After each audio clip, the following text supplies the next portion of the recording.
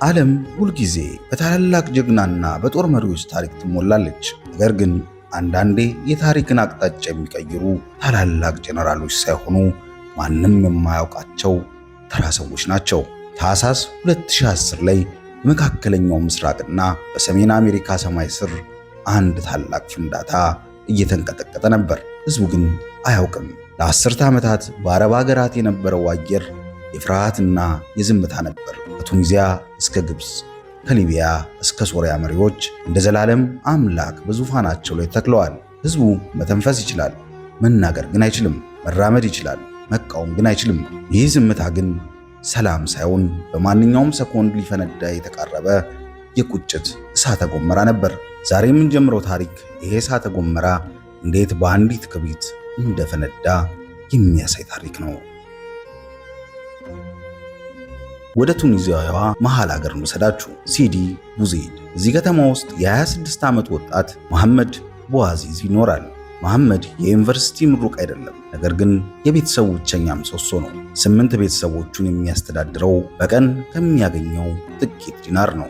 የመሐመድ ሕይወት በየቀኑ ከንጋቱ 11 ሰዓት ይጀምራል። አሮጌ የእጅ ጋሪውን እየገፋ ወደ ገበያ ይሄዳል። በጋቢው ላይ የደረደራቸው ፖም፣ ሙዝና አትክልቶች የእሱ ንብረቶች ብቻ አይደሉም፣ የእሱ ክብር ጭምር ናቸው።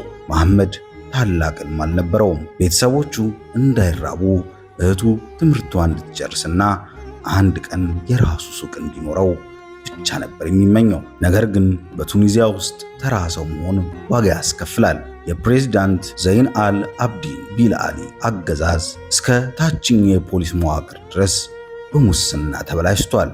ፖሊሶች መሐመድን በየቀኑ ያንገላቱታል። የንግድ ፍቃድ የለህም እያሉ ጉቦ ይጠይቁታል። እሱ ግን የሚሰጣቸው አልነበረውም። ታኅሳስ 17 ቀን 2010 ጠዋት 5 ሰዓት ተኩል መሐመድ እንደተለመደው በሥራ ላይ ነበረ። በዚህ መሃል ፋይዳ ሐምድ የተባለች ሴት ፖሊስ ከሌሎች 2 ባልደረቦቿ ጋር ወደሱ መጡ። ንግድ ፍቃድ የታለ አሉት። መሐመድ ፍቃድ እንደሌለውና በድህነት ውስጥ እንዳለ ለማስረዳት ሞከረ። ንግግሩ ግን አልጠቀመውም። ፖሊሶቹ ፍራፍሬዎቹን መሬት ላይ ዘረገፉበት። የሚመዝንበትን የኤሌክትሮኒክስ ሚዛን ቀሙት። መሐመድ ሚዛኑን ለማስመለስ ሲማጸን ፋይዳ ሐምዲ ያልታሰበ ነገር አደረገች። መላው ሕዝብ እያየው በሁሉም ፊት መሐመድን በጥፊ መታችው። ታዲያ በአረብ ባህል ውስጥ አንዲት ሴት ወንድን በአደባባይ በጥፊ መምታት ከሞት በላይ የሆነ ውርደት ነው። መሐመድ የተመታው ፊቱ ላይ ብቻ አልነበረም፣ የተመታው ሰብአዊነቱን ነበር። ፖሊሶቹ እየሳቁ ትተውት ሄዱ። መሐመድ ግን እዚያው ደርቆ ቀረ። እንባዎቹ በዓይኖቹ ብቻ ሳይሆን ከልቦናውም ፈሰሱ። መሐመድ የተነጠቀውን ክብሩን ለማስመለስ ወደ ክልሉ አስተዳደር ቢሮ ሄደ። አቤቱታ አለኝ፣ አስተዳዳሪውን ላናግር እፈልጋለሁ አለ። የቢሮ ሰራተኞች ግን አሾፉበት። ሂድ፣ እዚህ የለም ብለው አባረሩት። በዚህ ጊዜ መሐመድ አንድ ነገር ተረዳ። በዚች ሀገር ውስጥ ለድሃ የሚሆን ፍትህ የለም። ሰብአዊነት በባለስልጣን ጫማ ስር ተረግጧል። መሐመድ ወደ ገበያ ተመለሰ። አንድ ጣሳ ቤንዚል ገዛ። ወደ አስተዳደሩ ቢሮ በር ፊት ለፊት ቆመ። በታላቅ ድምፅ እንዲህ ብሎ ጮኸ። እንዴት እንድኖር ትጠብቃላችሁ? ሲል ተናገረ። ክብሪቱን ለኩሶ በሰከንዶች ውስጥ ሰውነቱን በሳት ተዋጠ። ያ እሳት ግን መሐመድን ብቻ አይደለም የበላው። ያ እሳት በቱኒዚያ ሕዝብ ልብ ውስጥ ለዓመታት ተደፍኖ የነበረውን የቁጣ ነበልባል ቀሰቀሰው። ሰዎች በድንጋጤ መሐመድ መሐመድ እያሉ መጮህ ጀመሩ። መሐመድ በቆሰለ አካሉ ወደ ሆስፒታል ተወሰደ። ነገር ግን የለኮሰው እሳት መላውን ሲዲ ቡዜይድን ማቃጠል ጀመረ።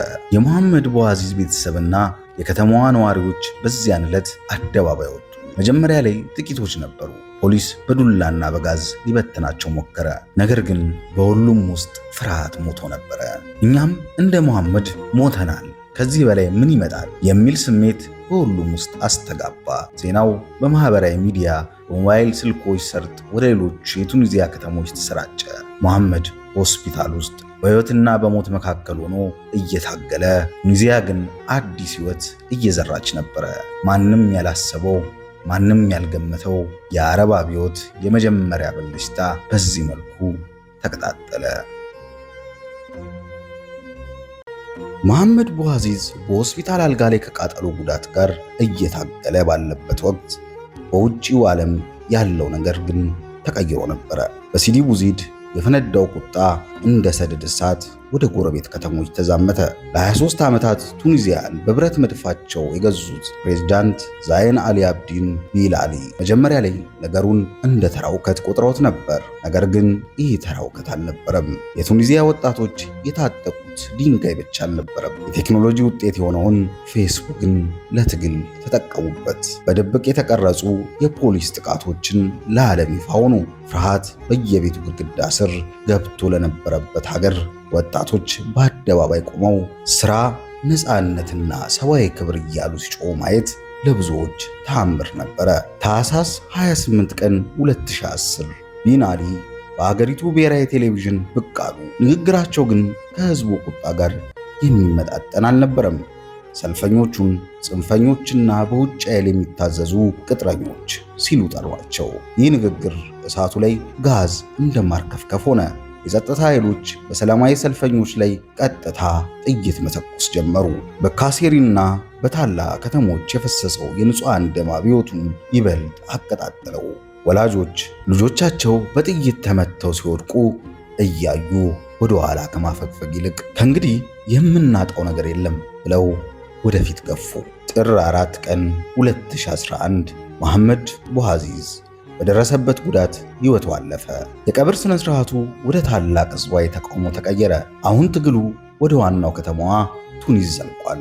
ጥር 14 ቀን 2011 ቱኒዝ ከዚህ ቀደም አይተው የማታውቀው የታሪክ ምዕራፍ አስተናገደች። በመቶ ሺዎች የሚቆጠሩ ቱኒዛውያን የሀገር ውስጥ ጉዳይ ሚኒስቴር መስሪያ ቤት ፊት ለፊት ተሰበሰቡ። ድምፃቸው እንደ ነጎድጓድ እያስተጋባ ነበረ። በአንድ ድምፅ እንዲህ አሉ፣ ዲጋዥ። ትርጉሙም ውጣ፣ ልቀቅ ማለት ነው። ይህ ቃል በቱኒዚያ ሰማይ ስር ሲያስተጋባ በቤተ መንግሥት ውስጥ የነበረው ቢን አሊ ጉልበታቸው መንቀጥቀጥ ጀመረ። ለ23 ዓመታት ሲገነቡት የነበረው የፍርሃት ግድግዳ በሰዓታት ውስጥ ሲናዳዩ፣ የቱኒዚያ ጦር ሰራዊት ባልተጠበቀ ሁኔታ በሕዝቡ ላይ አልተኩስም አለ።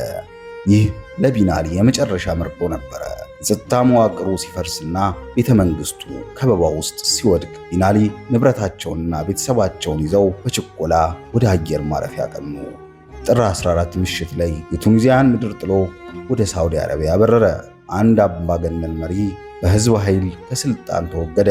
ይህ ዜና በመላው ዓለም እንደ ሰበር ዜና ተሰራጨ። ቱኒዚያውያን አደባባይ ወጥተው ተቃቀፉ፣ አለቀሱም፣ ተደሰቱ።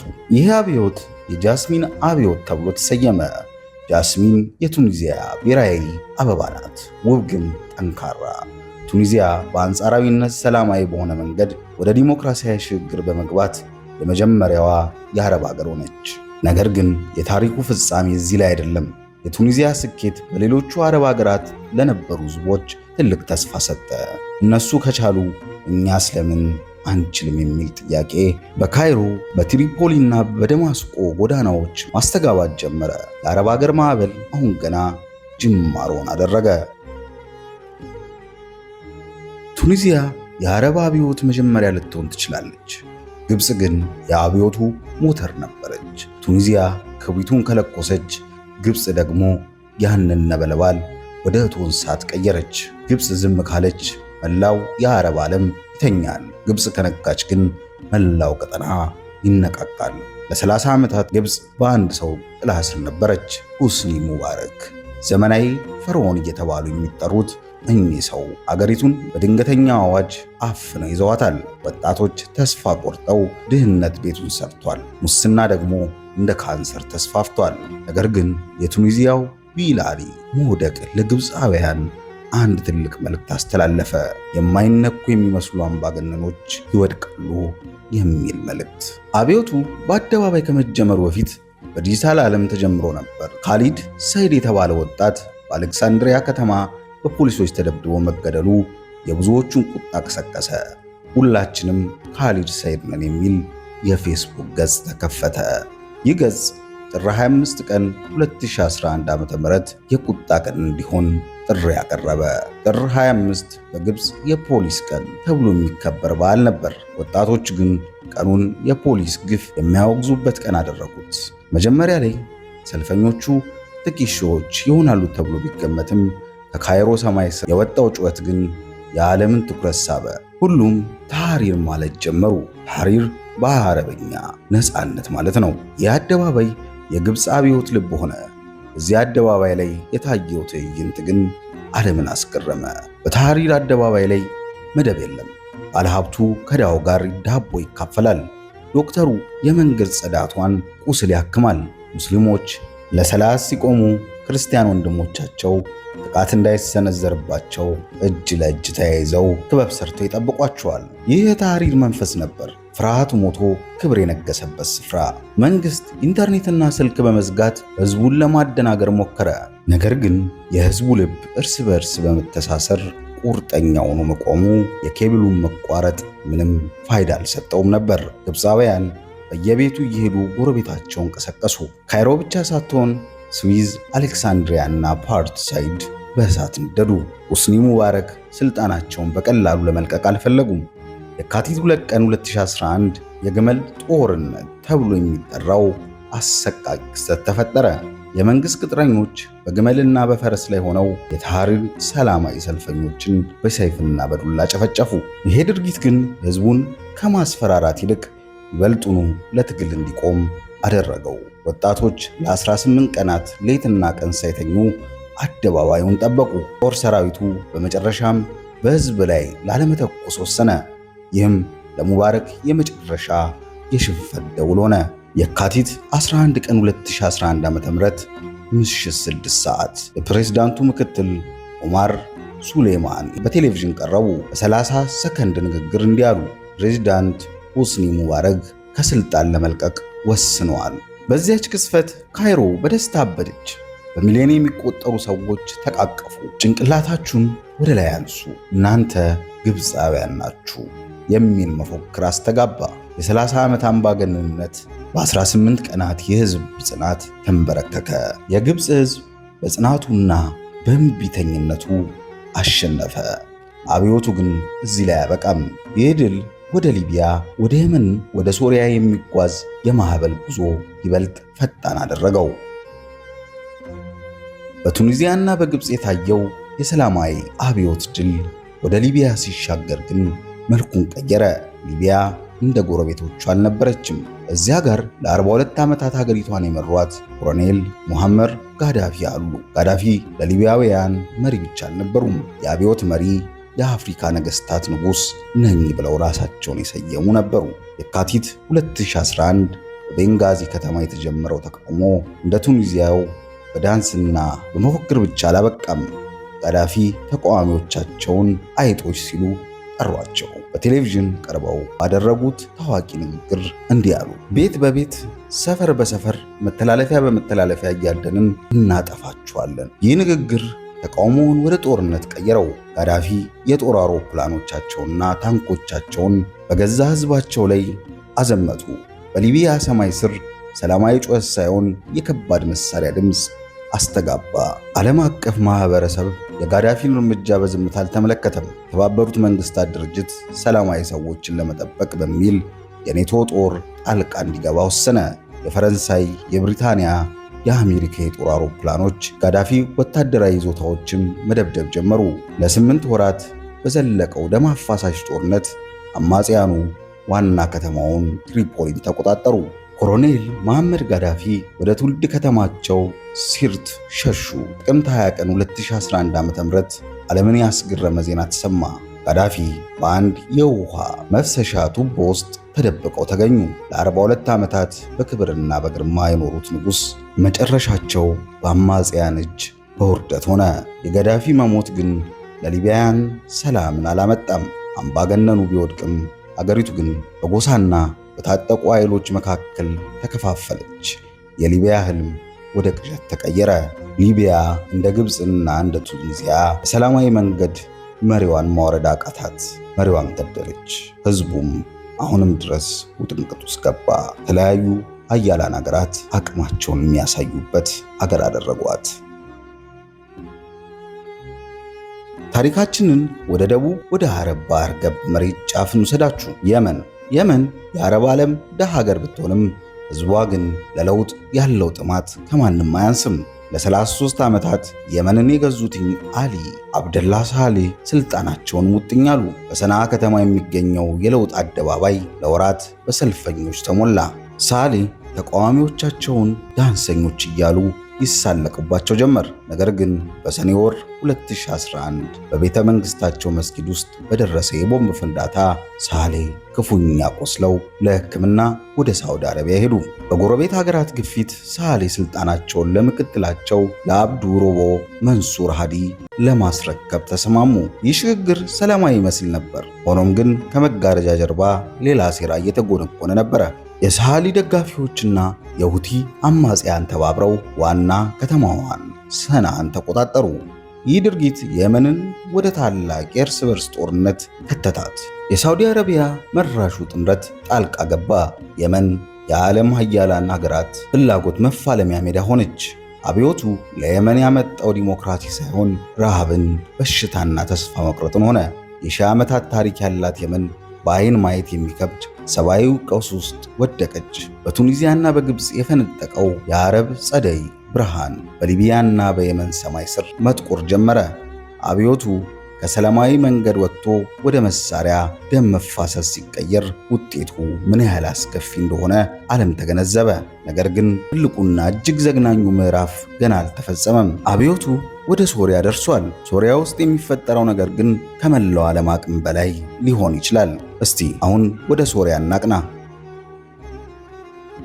ታሪካችን አሁን የሚጓዘው ወደ ጥንታዊቷ ውቧ ሶሪያ ነው። 2011 መጀመሪያ ላይ ሶሪያ በጎረቤቶቿ ቱኒዚያ፣ ግብፅ የታየውን ለውጥ በዝምታና በጉጉት ይከታተሉ ነበር። በደማስቆ የነበረው አየር ግን የጸጥታ ነበረ፣ የአምባገነንነት ጸጥታ። ለ40 ዓመታት በአሳድ ቤተሰብ በመጀመሪያ አባቱ ሐፊዝ አሳድ ቀጥሎም ልጆቹ በሽር አልአሳድ ስር የነበረው ሶሪያ የመናገር ነፃነት የታገደበት ሀገር ነበረች። ብልጭታ የተጀመረው ባልታሰበ ቦታ ነው።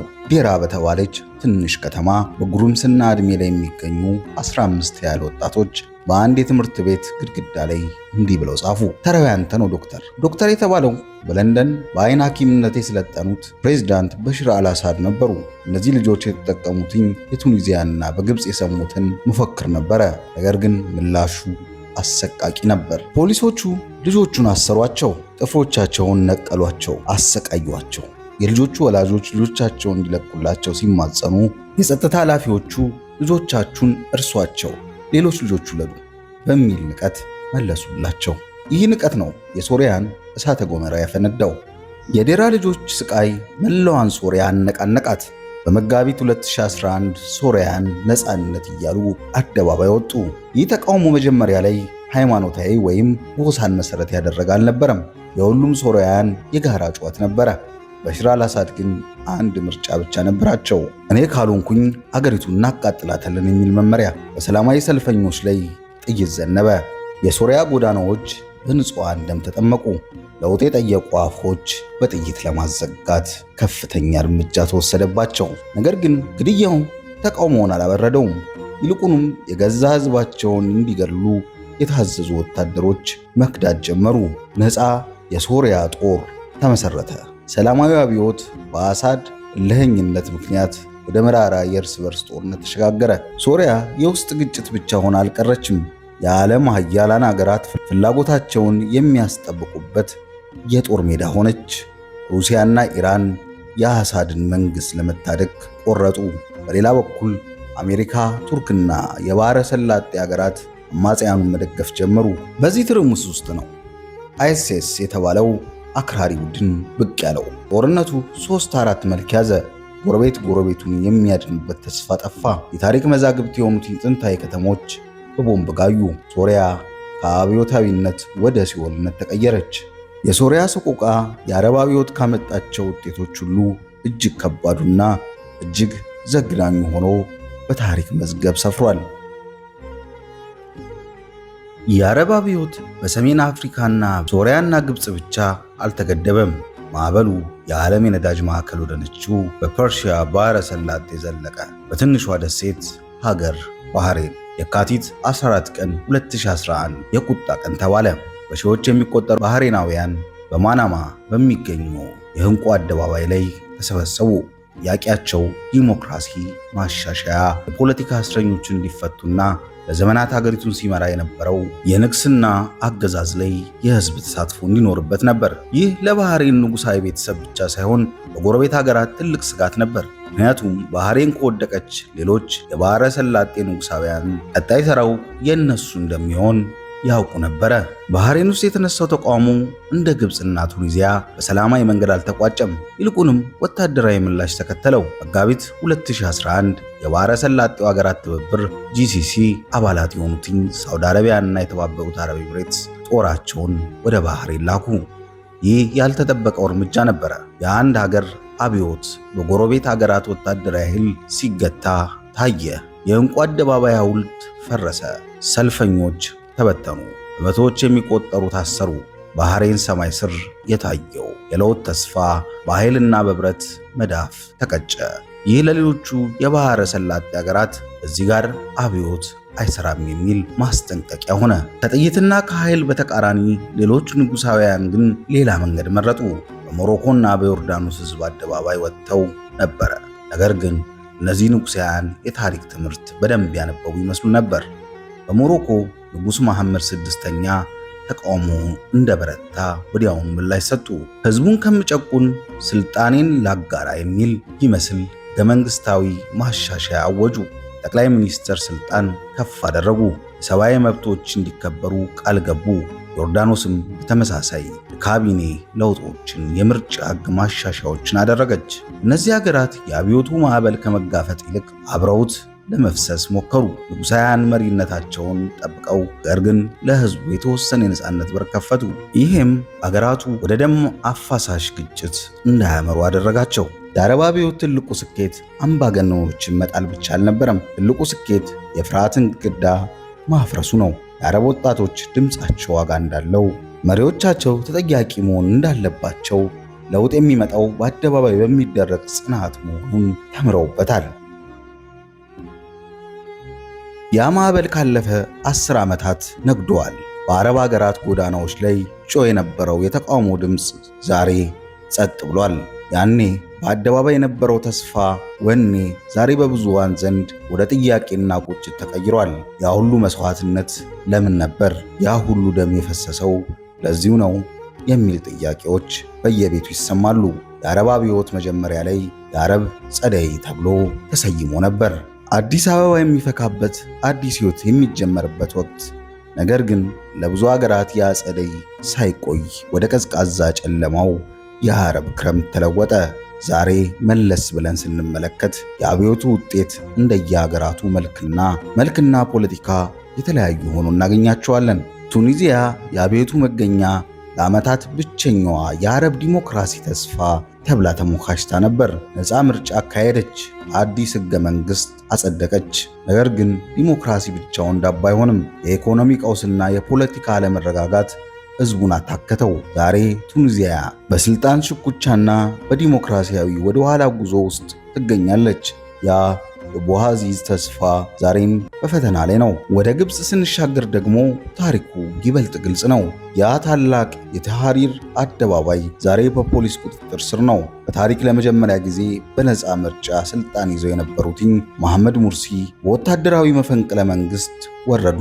ዛሬ ግብፅ ከሙባረክ ዘመን በበለጠ ጥብቅ የሆነ ወታደራዊ አገዛዝ ስር ትገኛለች።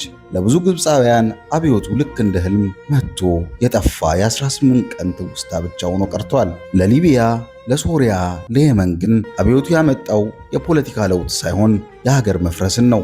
ሊቢያ ዛሬም ቢሆን የጦር አበጋዞች፣ የውጭ ኃይሎች መጫወቻ ሜዳ ሆናለች። ሰላምና አንድነት እንደናፈቃት 10 ዓመታትን አለፈ። የመን በበኩሏ ደግሞ የተረሳው ሲኦል ሆናለች። ጦርነት ያስከተለው ረሃብና በሽታ የአንድን ትውልድ መጻኢ ዕድል አጨልሟል። እነዚህ ሀገራት የሚነግሩን መራራ እውነት አለ። አምባገነንነትን መጣል ቀላል ሊሆን ይችላል። ፍርስራሹን አንስቶ ሀገር መልሶ መገንባት ግን 10 ዓመታትን የሚጠይቅ ለአስጨራሽ ጉዞ ነው ይሉናል። የአረብ አብዮት ታሪክ ገና አልተጠናቀቀም። ታሪክ በአንድ ምሽት ወይም በአንድ 10 ዓመታት አይፈጸምም። ፈረንሳይ ዛሬ ያለችበት የዲሞክራሲ ደረጃ ላይ ለመድረስ ከ100 ዓመታት በላይ ፈጅቶባታል። የአረብ ዓለም ዛሬ ያለበት ሁኔታ የዛሬ ረጅም የለውጥ ጉዞ የመጀመሪያው ምዕራፍ ነው። ያቺ በሲዲ ቡዚድ የተለኮሰች ክብሪት ዛሬም ድረስ በብዙዎች ልብ ውስጥ እንደ ቁልጭ ያለች መብራት አለች። ለውጥ መራራ ነው፣ ዋጋ ያስከፍላል፣ አንዳንዴም ወደ ኋላ ይመልሳል። ነገር ግን አንዴ ነፃነት የቀመሰ ሕዝብ ዳግመኛ በባርነት ሊገዛ አይችልም። የአረብ አብዮት ያስተማረን ትልቁ እውነት አንድ ነው። ጭቆና የቱንም ያህል ቢበረታ የፍትህና የነፃነት ጥማት ግን ሁልጊዜም ያሸንፋል የሚል ነው። ውድ ተከታዮቼ ለዛሬ የነበረን ታሪክ ይህን ይመስል ነበረ። ታዲያ ፕሮግራሙን ከወደዳችሁትኝ ላይክ ማድረግና ሰብስክራይብ ማድረግ አትርሱ። በሌላ ፕሮግራም እንመለሳለን። ቸር ቆዩን።